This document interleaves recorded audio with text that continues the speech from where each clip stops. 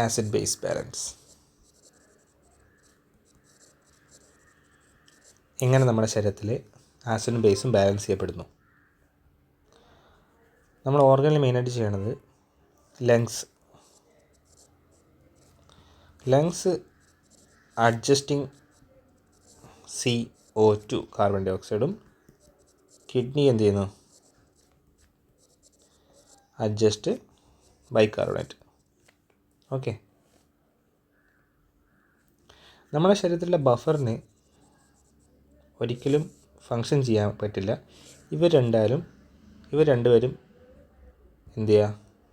അതായിരിക്കും ഫങ്ഷൻ ചെയ്തില്ലെങ്കിൽ buffer cannot maintain pH without a proper functioning of the respiratory system and kidney. Okay. അപ്പോൾ role of kidney.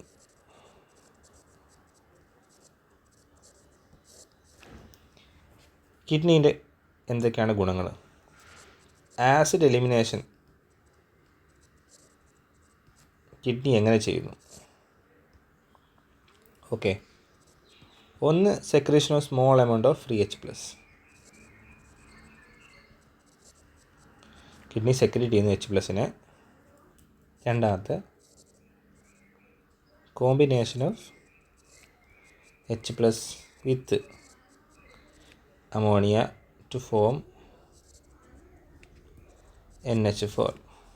Okay, അതുപോലെ തന്നെ HPO4നെ H2PO4 ആക്കാൻ സഹായിക്കുന്നു. മൂന്നാമത്തത് എക്സ്ക്രീഷൻ ഓഫ് വീക്ക് ആസിഡ്സ്. ഈ നമ്മുടെ ശരീരത്തിലുണ്ടാകുന്ന വീക്ക് ആസിഡ്സിനെ എക്സ്ക്രീറ്റ് ചെയ്യണത് കിഡ്നിയാണ്. പിന്നെ അതുപോലെ തന്നെ HCO3 റിട്ടൻഷൻ. ശരീരത്തിൽ ആസിഡ് കണ്ടൻറ്റ് കൂടുകയാണെങ്കിൽ കിഡ്നി എന്ത് ചെയ്യും? Reabsorption of HCO3. അതിനോടൊപ്പം തന്നെ ജനറേഷൻ ഓഫ് HCO3 എവിടുന്ന്? ഫ്രം H2CO3 കാർബോണിക് ആസിഡിൽ നിന്ന് ജനറേറ്റ് ചെയ്യാൻ സഹായിക്കുന്നു. അപ്പോൾ ഇത് മനസ്സിലായല്ലോ. ആസിഡ് എലിമിനേഷൻ ചെയ്യുന്നു, പിന്നെ ബൈകാർബണേറ്റ് റിട്ടൻഷൻ ചെയ്യുന്നു. അടുത്തത് റോൾ ഓഫ് ലങ്സ്.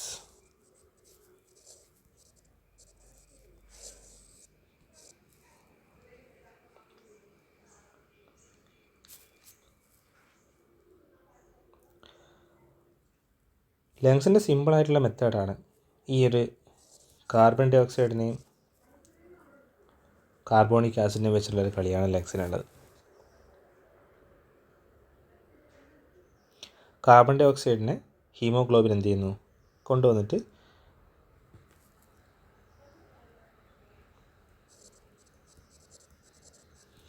ഇവിടെ വാട്ടറും പ്ലസ് കാർബൺ ഡൈ ഓക്സൈഡും കൂടിയിട്ട് കാർബോണിക് ആസിഡായി മാറുന്നു. ഓക്കെ, ഈ കാർബോണിക് ആസിഡിനെ H+ പ്ലസ് CO2 ആയി മാറ്റുന്നതും ലങ്സിൽ വെച്ചാണ്.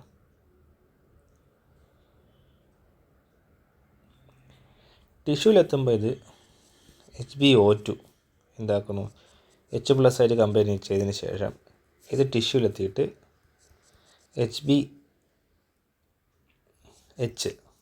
ടിഷ്യൂവിലുള്ള Hനെ എന്ത് ചെയ്യും? നമ്മുടെ ഹീമോഗ്ലോബിനെ എടുത്തിട്ട് O2 എന്ത് കൊടുക്കുന്നു? റിലീസ്ഡ് ഇൻറ്റു ടിഷ്യൂവിലേക്ക് O2 കൊടുക്കുന്നു. ടിഷ്യൂവിലുള്ള H+ ഹീമോഗ്ലോബിൻ എടുക്കുന്നു. ഹീമോഗ്ലോബിൻ എടുത്തിട്ട് എന്ത് ചെയ്യുന്നു? ഈ ഒരു പ്രോസസ്സിൽ കൊടുത്തിട്ട് H+ ആൻഡ് CO2 ആക്കിയിട്ട് CO2നെ എക്സ്ക്രീറ്റ് ചെയ്യണം. ലങ് കാപ്പിലറീസ് വെച്ചിട്ടാണ്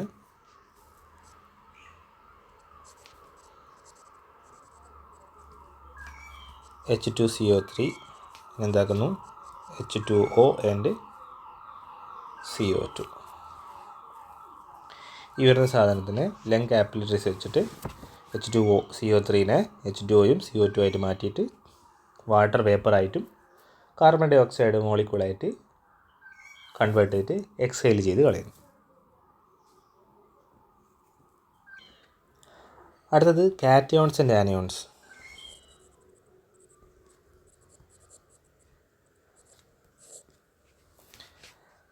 കാറ്റയോൺസ് എന്നത് പോസിറ്റീവ്ലി ചാർജ്ഡും ആനോൺസ് എന്നത് നെഗറ്റീവ്ലി ചാർജ്ഡ്. നമ്മളെ ബോഡിയിൽ total cations always equal to total anions. ഇതാണ് നമ്മളെ ബോഡിയുടെ പ്രിൻസിപ്പിൾ. അപ്പം വാട്ട് ഈസ് ആനയോൺ ഗ്യാപ്പ്? അതായത് anion gap is equal to actual pool minus sum total of estimated anions. Okay, is equal to anions provided by proteins, phosphates, sulfates and organic acid. ഈ organic acid എന്നത് അൺമെഷർഡ് ആയിട്ടുള്ളതാണ്. മനസ്സിലായി? Anion gap എന്ന് വെച്ചാൽ actual പൂളിൽ നിന്ന് sum total of estimated ആനോൺസിനെ കുറക്കുന്നതാണ്. അതായത് anions provide by the protein, phosphate, sulphates and organic ആസിഡിൻ്റെ anions.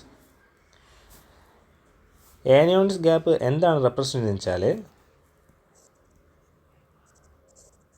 അൺമെഷേർഡ് anions in the serum other than HCO3 and chloride. ഈ ആനോൺ ഗ്യാപ്പ് എങ്ങനെ കാണാം? എന്താണ് anion gap? Anion gap is equal to serum sodium and potassium, okay, minus chloride plus H bicarbonate. ഇതിൻ്റെ value ആണ് anion gap. Serum sodium പൊട്ടാസ്യത്തിൻ്റെയും ക്ലോറൈഡിൻ്റെയും ബൈകാർബണേറ്റിൻ്റെയും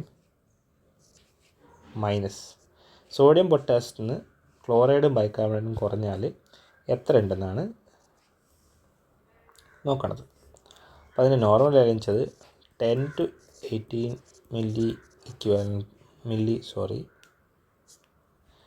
millimole per ലിറ്ററാണ്.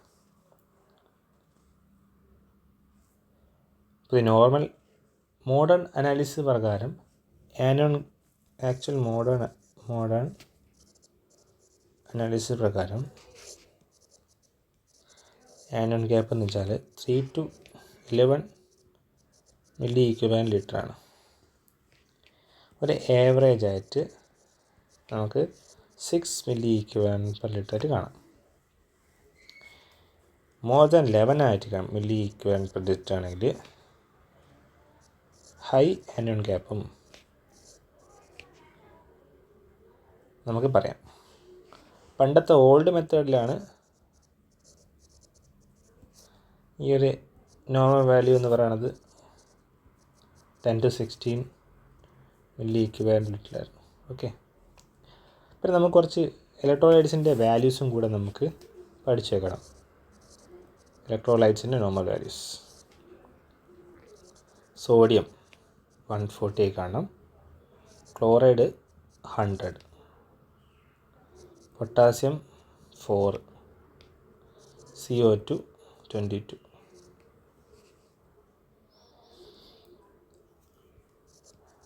Arterial blood gas HCO3 24 plus or minus 2 ആണ്. PCO2 40, 35 to 45. ഇതൊക്കെ average value ആണ് പറയണത് കേട്ടോ. Average value of electrolyte 135 to 140, 95 to 105. Potassium ആണെങ്കിൽ 3.5 to 4, 3.5 to 5.1.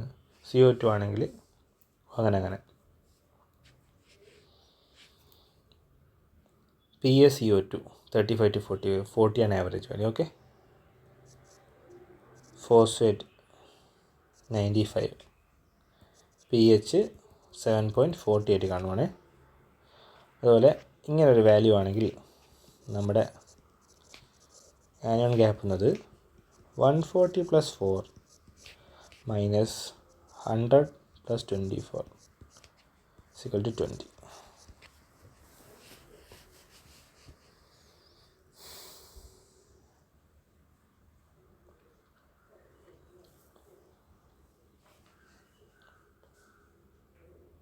അപ്പം ഇൻക്രീസ് ഇൻ ആനിയോൺ ഗ്യാപ്പ്.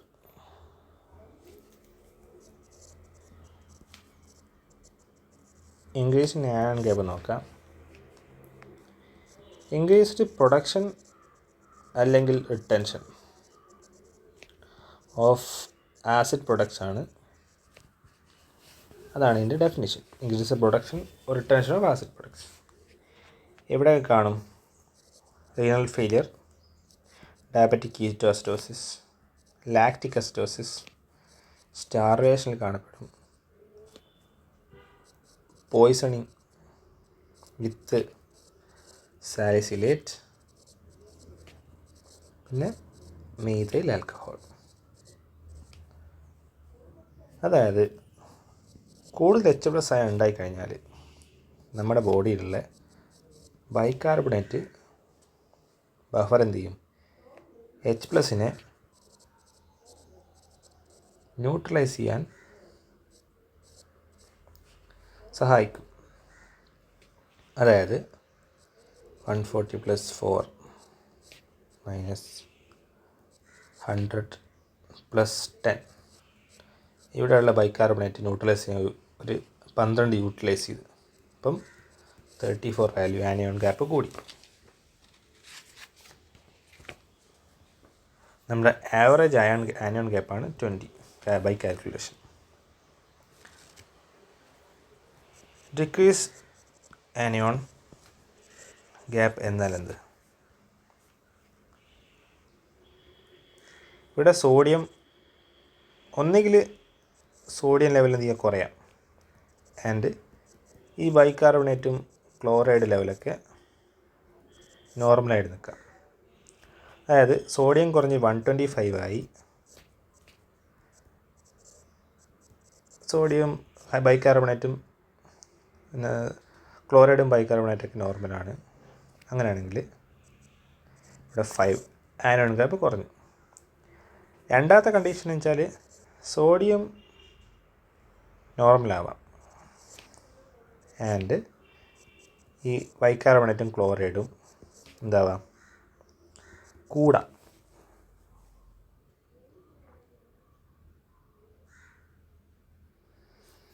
അതായത് 140 + 4 - 110 + 24. ഇവിടെ ക്ലോറൈഡ് കൂടിയിട്ടുണ്ട്, അതായത് 10. ചില കണ്ടീഷനിൽ നോർമൽ ആനിയോൺ ഗ്യാപ്പ് കാണാം.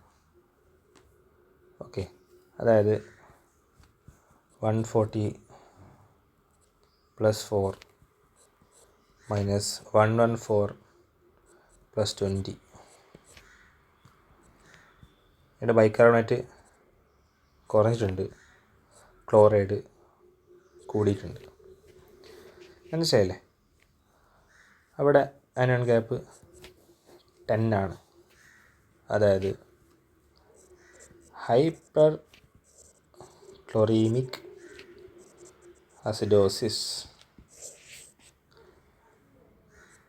അതുതന്നെ ഡയേറിയ കാണപ്പെടുന്ന ഡയേറിയയിലാണ്. ഹൈപ്പർ ക്ലോറീമിക് അസിഡോസിസ് അസിഡോസ് ആണ്, പക്ഷേ നോർമൽ ആനിയോൺ ഗ്യാപ്പാണ്.